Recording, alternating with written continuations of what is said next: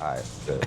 Hey, what's going on? What's going on? Welcome to episode 2 of the Comics and Coffee podcast with 82 Comics. Got my man Chad Milling, the creator of School of Rejecks comics.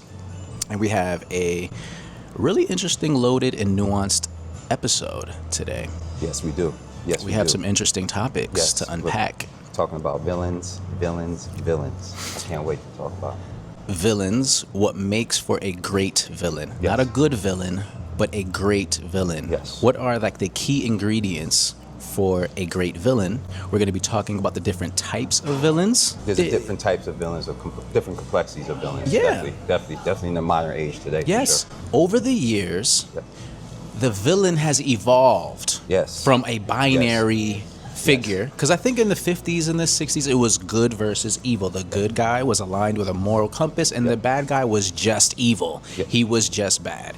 And I think that in recent decades, what used to be the binary just bad guy who was just about bad things and evil, he sort of like evolved into these different permutations of and types and categories and archetypes of what a bad guy is. Bad guys are not just bad because they're for the sake of being bad. No, there's a cause and a reason for them being bad. That's right. And they're very specific. And we're going to talk a lot about that.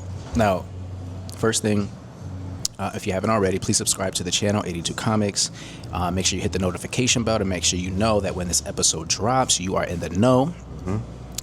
Okay, so to kick things off and do a little research on this, I found a very, very good article, among many, but this is the one that spoke to me the most. I thought it was very informative and very nuanced, and it hit on all the points that I was prepared to talk about today. You did a great job, Drew. This article called "The New Villains: Why We Are Fascinated by Them." It was an article written by a writer, a screenwriter, and I think a novelist by the name of Veronetta. Don't know much about this person, but do know that this article they wrote was spot on. And Gave 6 different types of new villains. That's right. 6 categories. Yes. All right, let's run through them. What are the names of these categories, Chad? Okay, so we have sympathetic villains. Mm-hmm. We have anti-heroes. That's right. We have chaotic villains.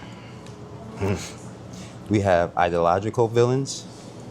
And then we have corporate villains. Oh, my apologies. We also too have technology villains. That's right. As well. That's right. 6 categories. And so real briefly, we'll do a quick overview on each of these because I find these very, very interesting. This first one, the sympathetic villain, I think this speaks volumes to, what up? Speaks volumes to one of the examples of a villain that can be very popular among the fans because they are so relatable. Right. Okay, so the sympathetic villain. I'm going to pull some interesting quotes from this article. These multifaceted characters elicit sympathy and understanding from audiences, making them some of the most compelling and complex antagonists in recent years. These villains have a rich and intricate backstory that often includes significant trauma or suffering, which has led them to their current paths. So you feel for them. Yeah, it reminds the example that jumps to mind for me is Joaquin Phoenix's Joker. Okay. Right, I feel like the way that movie and that story was told, we just watched this very sad story of a man's life. Yeah, and you just spent the whole movie sympathizing sympathizing with him, and then when he turned evil, you almost understand why, even though it's extreme and you wouldn't do it, but just eliciting that sympathy. Loki is another one. Yeah, that's good. Talk about Loki. So Loki, basically, what I've always understood from Loki is his sympathy was he felt that he never fit in with his own family. Yeah. With Thor, his father. He always wanted to be, big, the king. He always wanted that praise, but he never got it. So he almost had sympathy for it because, unfortunately, he never fit in. That was the main thing. Like the redheaded stepchild. Yeah. I can get that. Yeah. Killmonger from Black Panther. Yeah. Well, Killmonger. Yeah. In the movie. Yeah, in the movie, you felt for him. You felt for him in the sense of he cared for his people, both in the comic and the movie. He represented the African American relative to Native Africans, right? Yeah. Struggle is very different. Okay, so moving along. So that's the sympathetic hero, eliciting sympathy and understanding based on their backstory and their origins. Okay. The anti-hero. I think I find this This is one of the more interesting categories. This one you seem complex with sometimes. You know, you seem like some guys are anti-heroes to you, some guys are villains to you. but we'll Right. talk about that later on with Yeah, the particular woman. Because it's like, is an anti-hero. So it's clear that an anti-hero is not a hero. I mean, Right. it's literally in the name. Right. But are anti-heroes actually villains? Right? They're not really villains all the time either. There's something in between. It's a very nuanced category. Let's hit on some of the notes Okay. from this article by Vered Netta. Okay, so, excuse me. Okay, these complex characters may be the protagonists, but they do not possess the traditional heroic qualities that we often associate with heroes, clearly. Unlike traditional heroes, anti-heroes are not always selfless, moral, or altruistic. I mean, think about Deadpool. Yeah. And his morals are certainly different. Yeah. He's a fucking basket case. So instead, they often possess morally ambiguous, flawed, or even outright villainous qualities that make them all the more fascinating. That just speaks to nothing but Punisher right there. Outright I agree. vigilance, you know. Yes, I agree. I agree. What sets anti-heroes apart is their unpredictability and their unconventional ways that they operate, because you don't know what they're driven by, right? No. Okay, they may have their own personal codes of conduct and engage in actions that are violent, illegal, morally questionable to achieve their goals. Punisher for sure. Yes. And this is what drives them. And at the end of the day, the hero doesn't agree with them, and the villain may not agree with them. So they're always walking on their own path, but audience like that. They like to see it because it's a different story. They don't know what to either clap for the person or to just boo the person off the screen or the comic. So they like that. 100%. I think Catwoman is also an interesting anti-hero. She just kind of lingers in the middle, right? She's clearly a criminal because she's a jewel thief. Yes. But she also aligns herself with Batman against other villains sometimes. Yeah. I think she just has a moral compass that's a bit ambiguous. She's out for self. Always. But she's not outright evil. Right. But she's certainly no hero. Yeah. Very interesting category. All right, moving on. Chaotic villains. This is another nuanced and interesting one. I think that with chaotic villains, if you just look at the label, it can be an oversimplification. Yeah, we discussed this. Yeah, because I think it's very tempting if you categorize a villain as chaotic. It's very tempting to view them as unorganized, right, simple, messy. Yeah, no. That's a good contribution, and also not strategic. Right. But that's not necessarily the case. Let's get into the definition of chaotic villains. Okay, so what makes chaotic villains so fascinating is their unpredictability and their disregard for societal norms and rules. That is huge. Who's the first person chaotic? Joker, easily Joker. So I think of Carnage as well. The greatest villain of all time. Carnage as well. Joker. So, yes, Joker is the greatest villain of all time. But Carnage as well is where... Well, the symbiote is good because the symbiote, it takes control of its host. Yes. And it just makes them hungry and pretty much, like, what's the word I'm looking for? They become very hungry and rage. Hunger and rage. Hunger and rage, but he was already a murderer. He was already a murderer before that. Yeah, so then if the host is already a nutcase, it's like doubles down with the addition of the symbiote, right? But when you also, too, you bring in a person who actually has a plan to bring the chaos to the actual villains or to the heroes or whoever, anti-heroes, whoever he wants to bring it to, that's actually the scary part. That makes it even more chaotic. These can be very troublesome and difficult characters to deal with as a hero. Right. So they're so fascinating because of their unpredictability and their disregard for societal norms and rules. They often operate outside the conventional moral boundaries and may have their own personal codes of conduct that prioritize chaos and destruction over anything else. Right.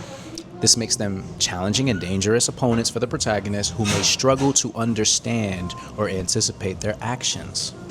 Very interesting. So I think there's a lot there to unpack. We'll get into this more.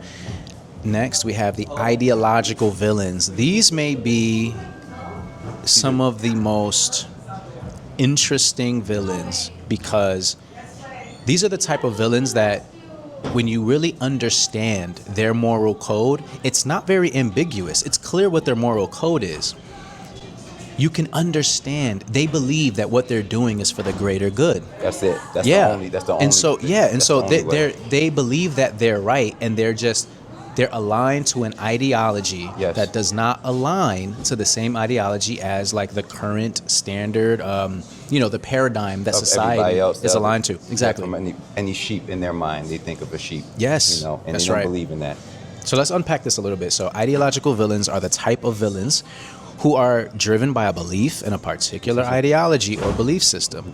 They are often motivated by a desire to impose their belief on others, or to eliminate those who do not share the same beliefs. Right. What makes Yeah. ideological villains so compelling is their conviction and their willingness to commit atrocities in the name of their ideology, the greater good. They are often completely convinced that they are in the right, and they may see themselves as martyrs or heroes fighting for a greater cause. This conviction can make them dangerous opponents for their protagonists, who may struggle to convince them to see reason. Thanos, right? Yeah.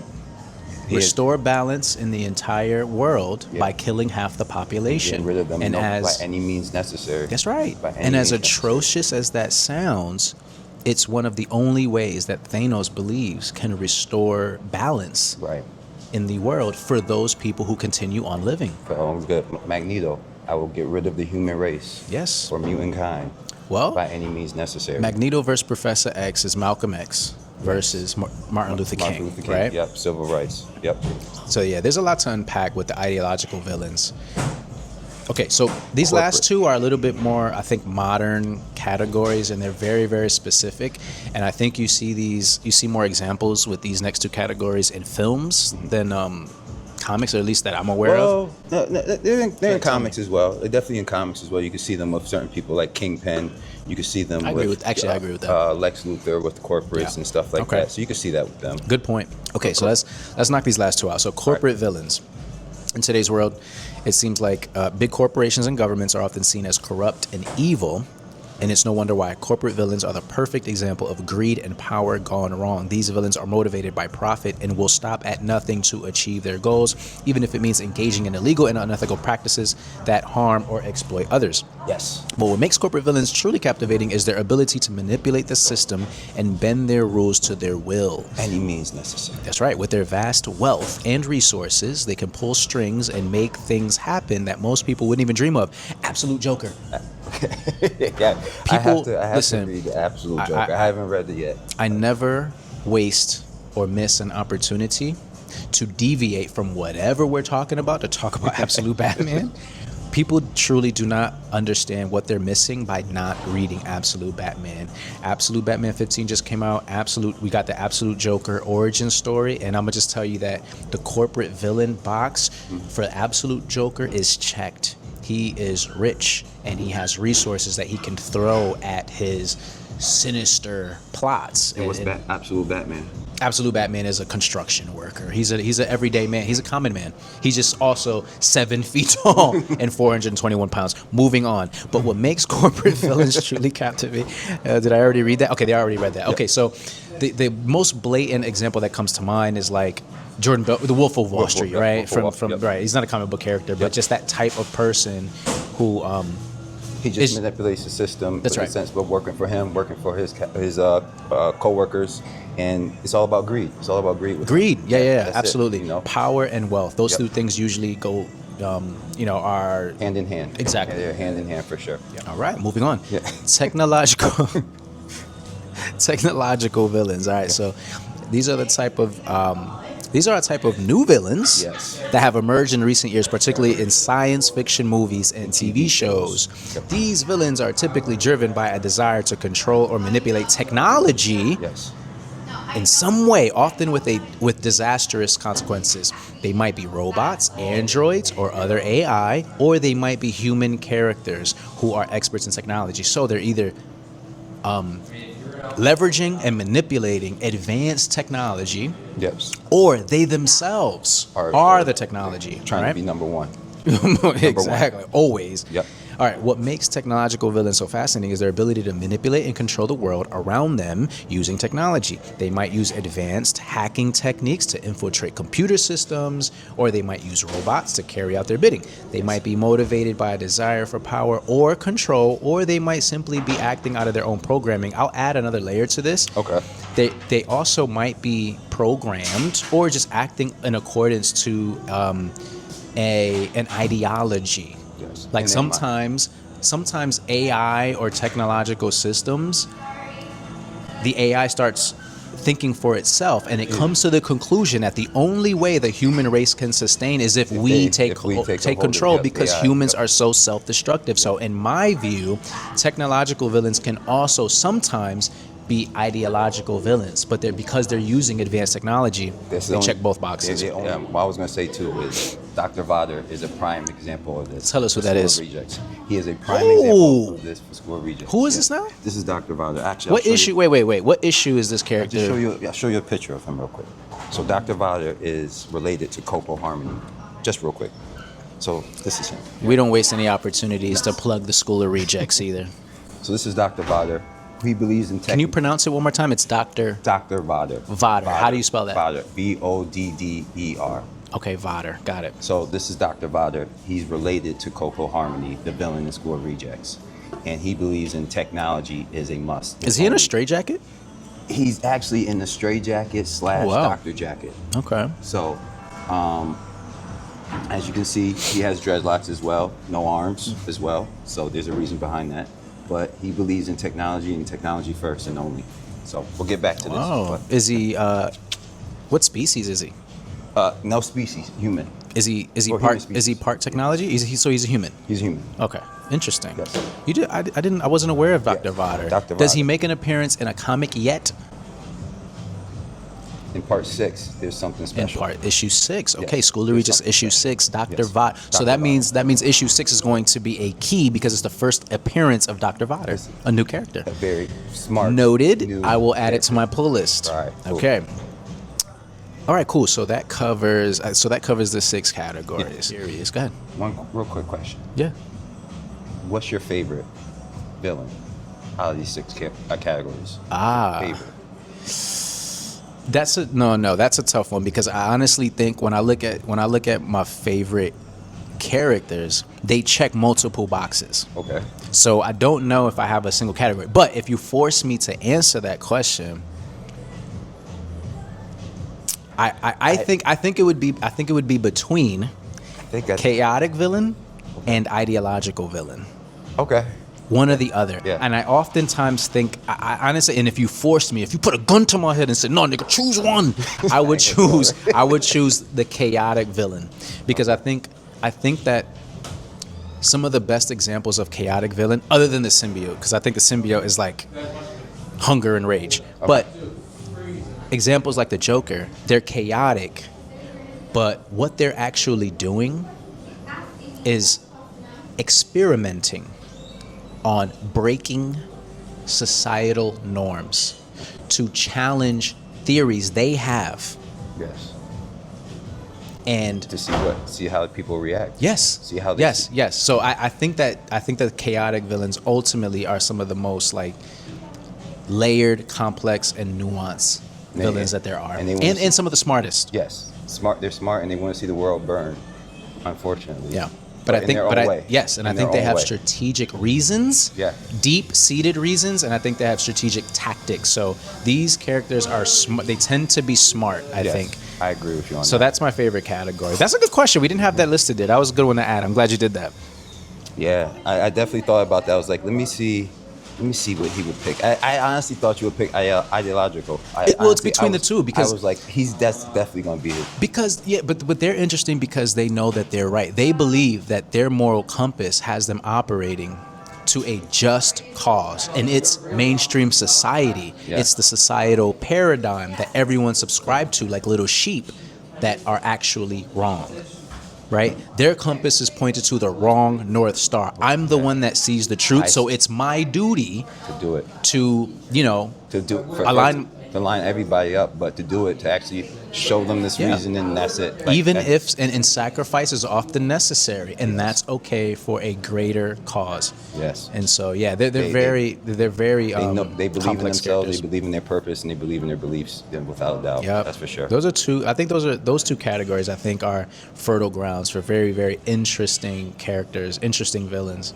And then I think also one other thought on that is that with characters that have those ideological villains or those ideological villains that have chaotic measures, when they have those exchanges and showdowns and confrontations with the heroes, oftentimes they end up in deep philosophical conversations that often leave the hero challenging themselves. Yeah, they start questioning their own shit. Like, damn, this motherfucker got a point, right? Yeah. And so, Yeah.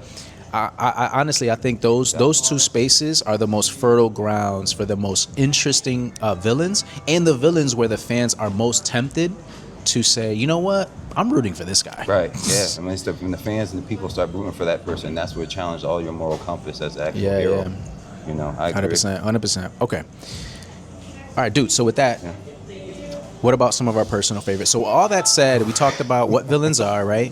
We talked about the 6 categories for villains, right? We have the sympathetic villain, the anti-hero, the chaotic villain, the ideological villain, the corporate villain, and the technological villain. Okay.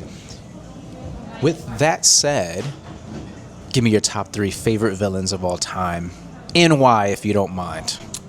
Joker, you already explained a little bit about him. I'll just piggyback with that. Is it even debatable? Joker is the greatest villain of all time. Is that debatable? It's not debatable. I don't think it's is. It's not debatable for people like us, but I think for other people, are always going to debate. You know, some people might like Lex Luthor. Some people might like, you know, I don't know, Green Goblin. You know, some people I love them, but I just think I know Joker, my dad loves Green Goblin and Hobgoblin. Since he was a kid, he loved those Goblin characters.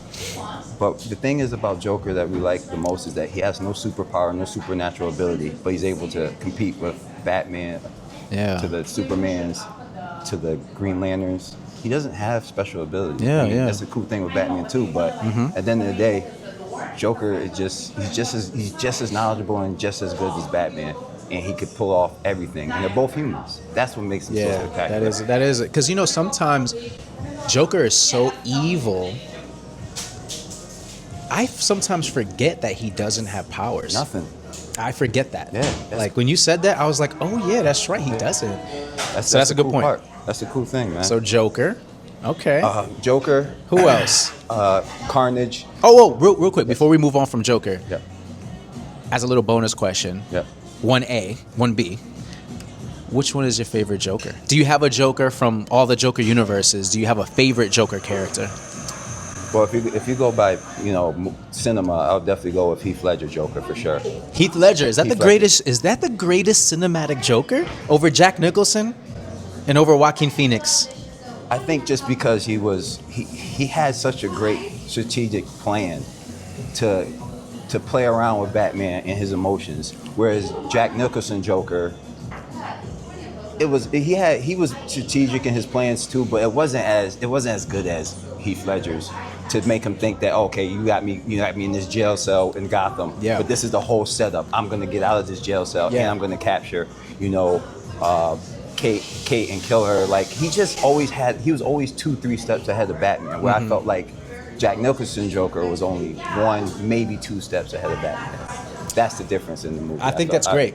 Those are great points, man. I think I personally enjoyed Heath Ledger's Batman the most as well, but I heard a very compelling case for Jack Nicholson's Joker, and I think who gave it was Andrew. What's the guy's name? Andrew Schultz. Okay. And he mentioned the point that like Heath Ledger's Joker was amazing, but he didn't have much screen time.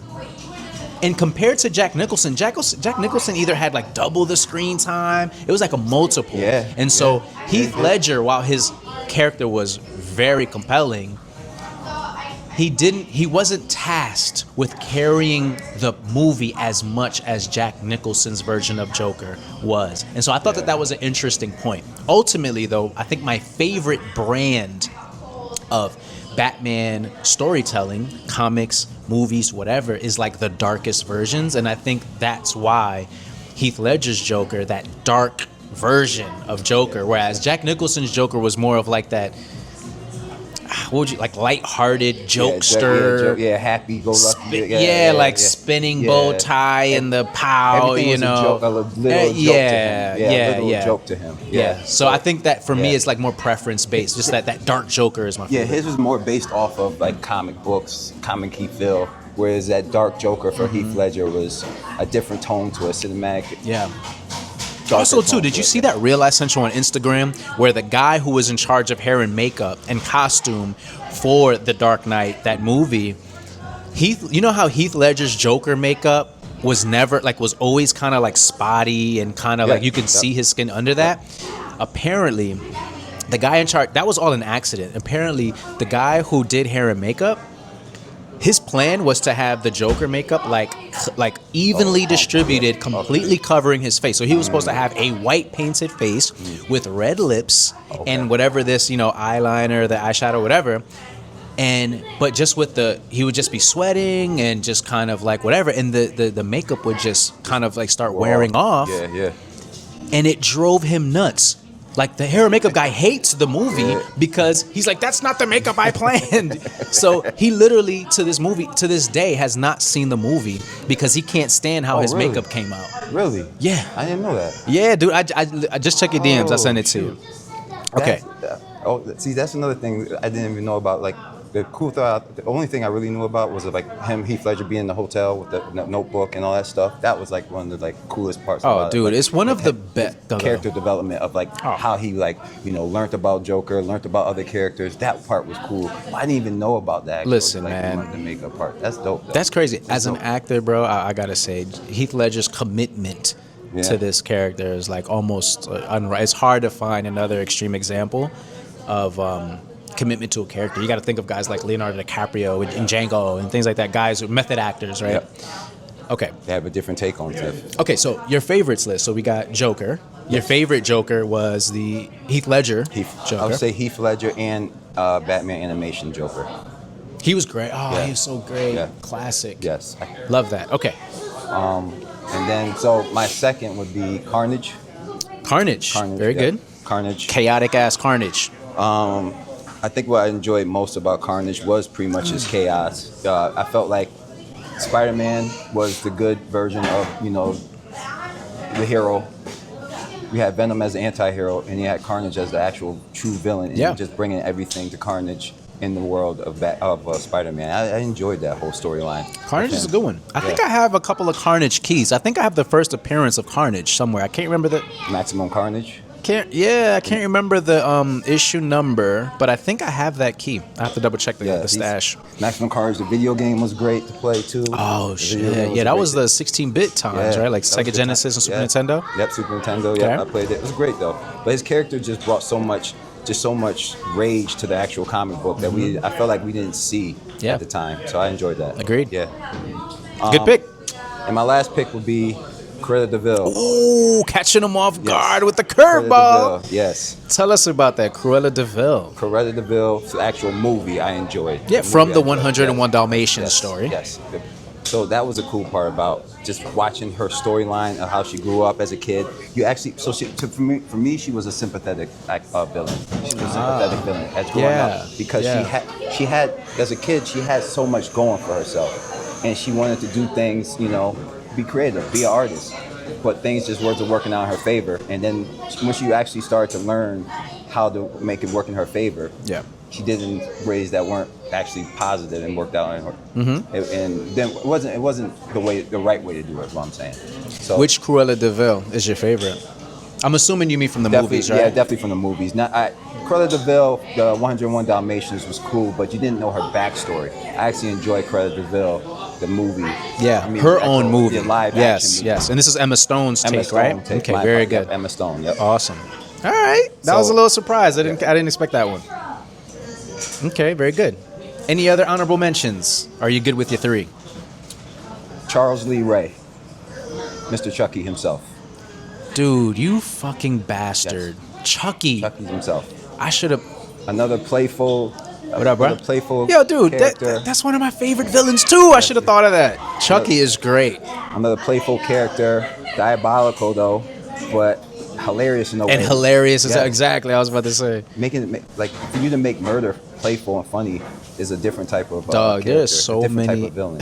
There's so many funny ass scenes from all the Chucky movies. Just watching that doll just get thrown into the garbage or some shit. He's just screaming.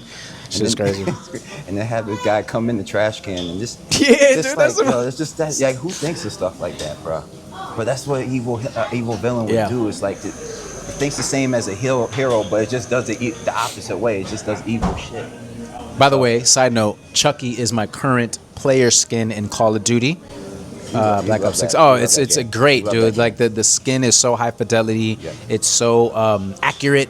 It's got like the cracks and crevices across his face, you know, with the staples, keeping them together. How does he He sounds just like the movie, right? Because he has like 3 things that he says, but one of them is like, I'll be back. I always come back. We're dolls, you dope. Shit is fire, bro. Favorite skin. All right, good. Those are good characters. How about you, sir? Yeah, let me answer the same question. Gotta go with the legendary Joker. In my opinion, it's not up for debate. I think Joker is the greatest villain of all time, specifically within the superhero universe.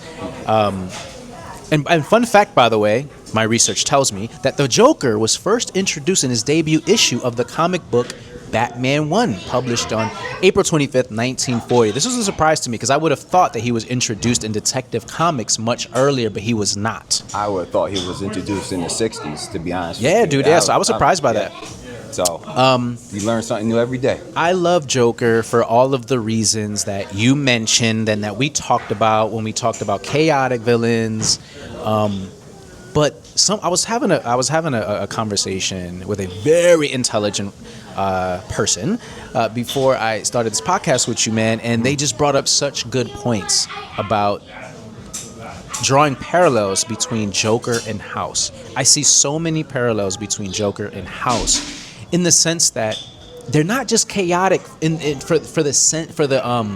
not chaotic for the sake of being chaotic. There's a method to this. There's a deeper purpose that drives them.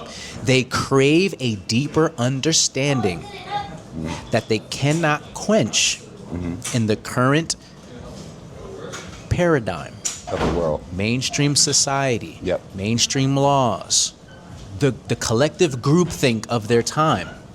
Okay? The current paradigm does not answer the questions they have. And further than that, Okay. the current paradigm discourages the question to even be asked. It discourages people to challenge the paradigm itself. But yeah, man, I just find this idea interesting, that creating chaos gives these villains information.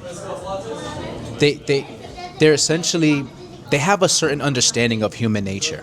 But when they look at the current paradigm of society, it doesn't line up. And it's like everyone else is buying into this paradigm, but the way that they see human nature, it doesn't make sense. Why is everybody just saying yes to this? Why is everybody just going along with the flow? I don't get that. And so by creating chaos, it's one of the only ways that they are able to challenge that paradigm and then see what happens. Right. And then in the process, what they're looking to do, much like a scientist, is to either affirm or challenge their own thoughts of human nature and their own understanding.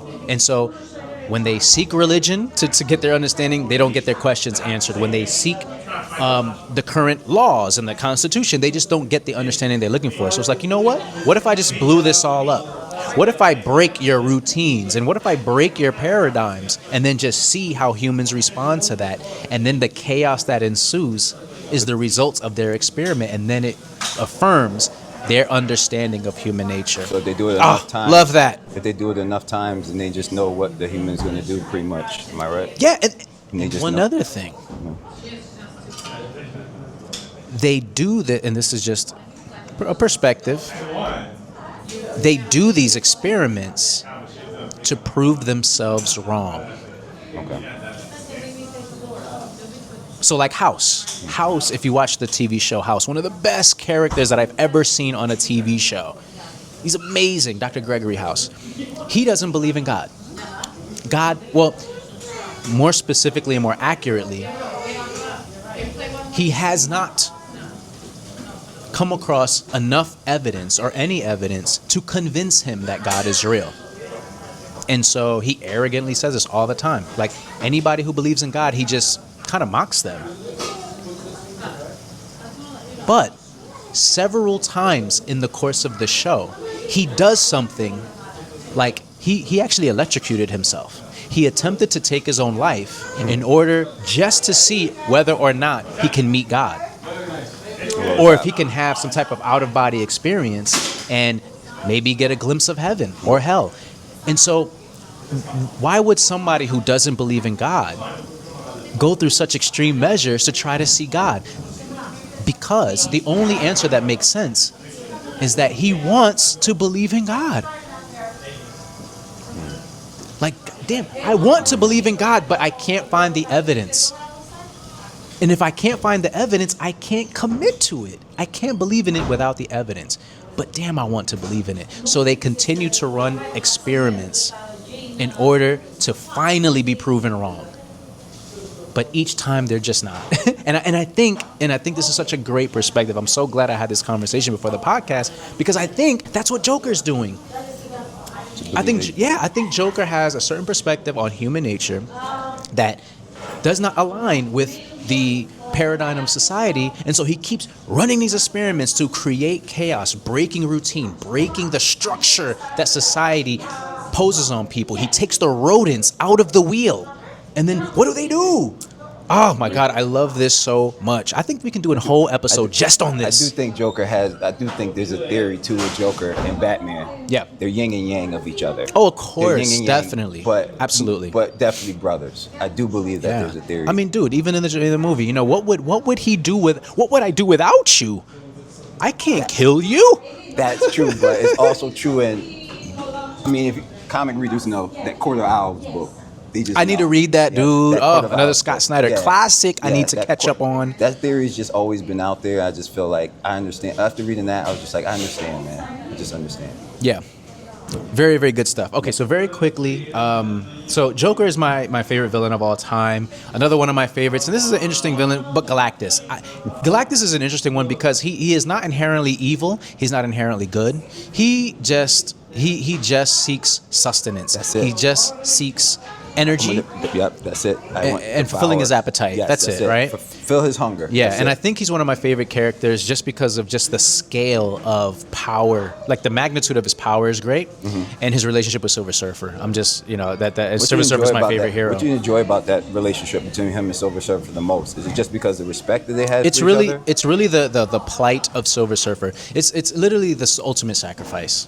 Silver Surfer made the ultimate sacrifice where he pretty much subjected himself to an eternity, pretty much an eternity of slavery, just to spare his own planet. He also sacrificed his life as a husband and a father and a human being, just to spare the lives of his family and the other human beings that on his planet of Zenlan. And so it's just the ultimate sacrifice. It's an incredible story. So Silver Surfer is my favorite character, and him, making that deal with Galactus to be his herald. It's like this. He honors the deal that they made, but then he is in constant, perpetual, forever ongoing conflict, moral conflict with the deal he made. Yeah. Yep. Right? The whole story. Yep. Yeah, because it's like he made this sacrifice to spare the lives of his planet and his family. Right. He sacrificed his own ability to love his wife, to be there for his children. And to do that, he sacrificed himself, but he also sacrificed the other planets that he's going to help Galactus find and consume.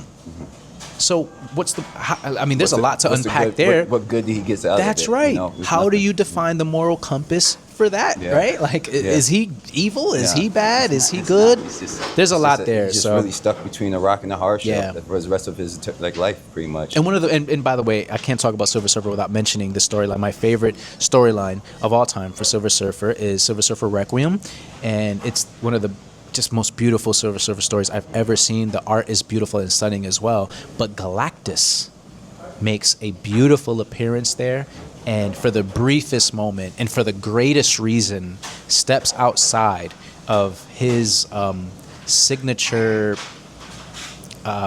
ability to just not feel anything and actually expresses an emotion, and it's just done so Yeah, see, fucking well. that means Silver a lot. Surfer Requiem, if you have That means not a read lot. it, highly recommend it. Okay. Galactus showing emotion. Yeah, and then lastly, just Magneto. We don't need to beat this to death, but Magneto, I mean, ideological villain.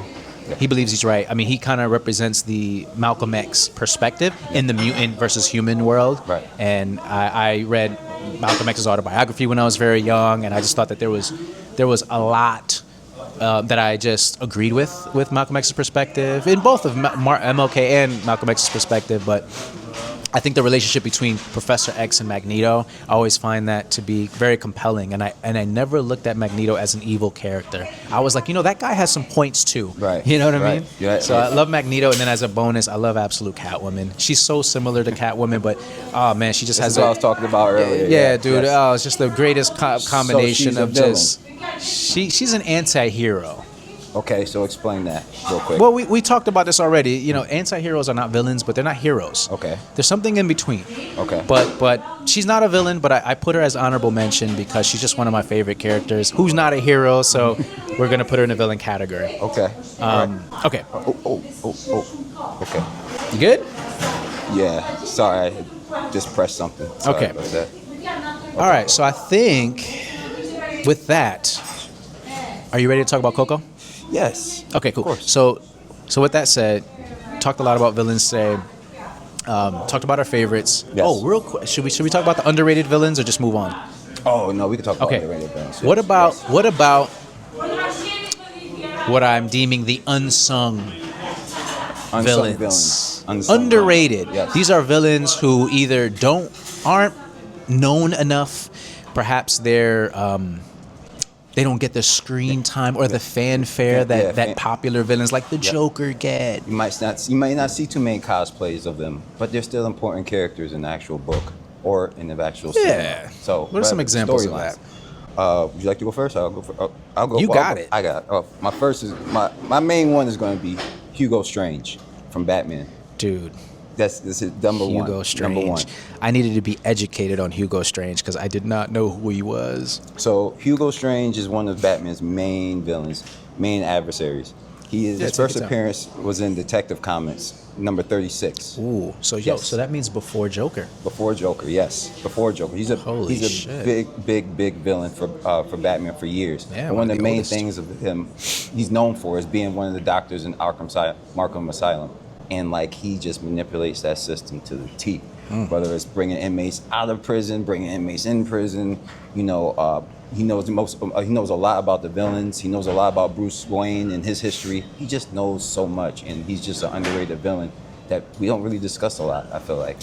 Chad had to educate me on Hugo Strange because I didn't know who he was. I just reconnected with comics this year, so there's a lot of catching up I have to do. He's really good. He's a really dope villain. And the thing is, the dopest part about him is that he knows he could destroy Batman. He knows he could destroy his whole image and everything, but he chooses not to. That's one of the dopest things I think about. Well, so I had to do some research, and apparently he's one of those villains that's obsessed with Batman, and he's one of the only DC/Batman villains that actually comes to know and find out his actual identity of Bruce Wayne. And his obsession runs so deep is that there's a couple of times in the comic that he actually became Batman himself, which is weird. But one thing I wanted to share was that I found a Bruce Wayne quote from the comic book about Hugo Strange. And he says this: "The most dangerous man in the world, ! Scientist, philosopher, and a criminal genius. Little is known of him, yet this man is undoubtedly the greatest organizer of crime in the world. In the world. And that's Bruce Wayne talking. Yeah, he's definitely a different type of villain. I got to do my homework on this guy, man. He's definitely a different type. Awesome. Yeah. So, Dr. Hugo Strange. I definitely didn't know about him, so yeah. I mean, I'm sure. And the thing is, he's in the video game though, so there are people who have been introduced to him, even if they didn't know who he was. Part 2 of Batman's Arkham Asylum. He's actually one of the main. He is the main character in the actual video game, but he just brings so much story to that Batman and his whole Gotham villains. He's a great character. I think that's good. I think Hugo Strange is good. Go ahead. Okay, so dude, as a creator of comics, I'm really curious to hear how you go about creating and writing a villain. Like when you have to create a villain character, what are some of the key ingredients that you like to put together? And I mean, dude, I'm familiar with one of your key villains right now, Coco, and I know that you're like actively writing for Coco right now, and you have some issues that are soon to come out that really get into the backstory and origin of Coco. So what I want to know is what inspired you to create Coco, what sources of inspiration that you pull from to create Coco, and then are there any parallels between Coco and some of the favorite villains that you listed today? So what inspired me to make Coco was definitely some of my favorite villains: Joker, the Carnage, the anti-hero Venoms, the Chuckies, the Freddy Kruegers. Damn, Freddy Krueger. Yeah, those characters inspired me to definitely make a villain, almost like a horror-like villain. You just blew my mind, bro. I can see the Freddy Krueger inspiration right now. Exactly. Go ahead, bro. I think the thing is with heroes that we like is their come up story of how they develop, from the ground up, how they learn about themselves and then they're able to lead as leaders. They lead through their actions, not just through their words. But we don't get to see the villain's backside story a lot. That's why I like Cruella de Vil's. But that's the thing when it came to Coco. I wanted to make a character that is almost sympathetic. A sympathetic villain, but there's a meaning and purpose behind everything that she did as a kid. She had a pretty dark upbringing. Very dark upbringing. Yeah. Very dark upbringing when it came to anything from child trafficking to violence and stuff like that. So she actually learned the hard way. Some kids learn the hard way, unfortunately. So.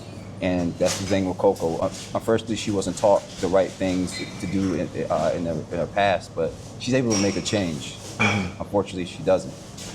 Why? You have to continue to read and learn about it. She has a meaning behind the things she does, and that's Coco for you. Dude, okay, I have some of the artwork for Coco. I just want to flash this up. So Coco was definitely inspired by, I said, like Joker, Carnage. You can see Chucky, the Freddy Krueger inspiration right here in the design of the face. And also too, like wrestlers too, when it came to like Undertaker, Goldust, guys who played a lot of mind games. That's what Coco was inspired by as well. So, yeah. Did you say Goldust? Goldust, yeah. Niggas said Goldust. Yeah, that's crazy. All right, go ahead. But yeah, it was definitely fun making her. That's the thing. I really like the getup. I like the jacket. Yes. What was the jacket inspired by? The jacket was inspired by not Jack Nicholson's Joaquin Phoenix Joker. Okay. Yes. Yep. Shout out to Mark LaPierre. Mark LaPierre is also the person who helped me illustrate Coco Harmony as well. So. Can you reveal how her skin became this way, or is that like a secret? Yeah, it's pretty much part of the comic book line. Okay. But just know that we won't spoil it then. It's infused with certain things. So. Okay. All right. So yeah. All right, Coco, very good. Thank you. I mean, I'm always intrigued by the creative process for characters. Like, I'm an actor, right? And so my approach to work is I submit to the story. I submit to the writing of the writer. I'm now developing the muscle of writing, and it's so different. So I'm always intrigued how like geniuses like you are able to sort of create characters and create worlds, build worlds around characters. So dude, excited to see what you're doing with Coco. So keep us updated every time we do a podcast. Let me know when these things are coming out. But I definitely think that you need like the figurines for Coco. Yeah, no, that's that'd gonna be be a dope. crazy That'd be item. dope. It's just a well-designed character, and I want to be one of the first people to order and own one of those All right, figurines. appreciate you. So bro. Appreciate you. very dope. Okay, dude. So this is a pretty decent conversation around villains. Yes. I mean, I think this can probably evolve. We'll probably have a part 2 on villains. We definitely I think we'll also get to heroes. You definitely missed out some. I know you have some more villains that you wanted to talk about. I know you definitely. Yeah, did, but- and I think also too, we can probably, if we really wanted to have a focused conversation on each of these archetypes yes. and these categories of villains, like Yes. we can absolutely do that. They're just It's- nuanced enough. Yes, we just need. And so you guys, if you guys have a favorite one, if you have a favorite archetype of a villain, if you have a favorite example of each archetype of a villain, I want to hear you comment it down in the comics, chime in on the conversation. Let us know who you like. All Why right, do you dude. like them as well? Like, just let us know. Yeah, so let's talk about what we're reading right now. Anything? So Anything? right now I'm reading the Batman Who Laughs, or the Man Who Laughs. Basically, that's it's not Scott Snyder. Once again, your boy Scott Snyder. One of the greatest writers there is. I'm reading that right now. Just started a 6-issue series of that. So far, interesting. This whole new dimension of Batman coming out is really cool. I like that. I'm learning about Bruce Wayne and his past, and Alfred is just he's just a genius of how he's just Alfred's a scientist. He's a maid. He's everything. He's a maid. Like, he does everything. He's a Call him a butler. He's a maid. butler. He's a maid. He just does everything. It's just like, but Alfred's a fascinating character in this book. Just to learn that Alfred actually is a detective. I'll give you a little hint about it. He's a detective as well. It just shows you that Alfred is he's such a fascinating character in the Batman universe. So I'm learning a little bit about the 6-page series, and I'm just gonna continue to finish reading that. But I just finished issue 1. I was impressed. Dude, that sounds like a really dope series. And it's when the Batman ends up getting like, he becomes like a Joker, right? Like he's laughing, and Yes. he looks like the Joker. He so has his whole yeah. face. His face is chained up No. or in chains. That yes. looks Yes. really fucking really good. evil. All right. You're supposed to be an actor. So what is that? So that's what you're reading right That's now, what I'm right? reading right All now. That's Yep. good. That's good. I'm gonna have to read that when you're done. Okay. Okay, so myself, I'm kind of keeping current, dude. I've read a ton of books over the last week, but a couple of highlights. I read Absolute Batman 15, big key, first cover appearance of the Absolute Joker, and the origin story of the Joker, dude. It's good.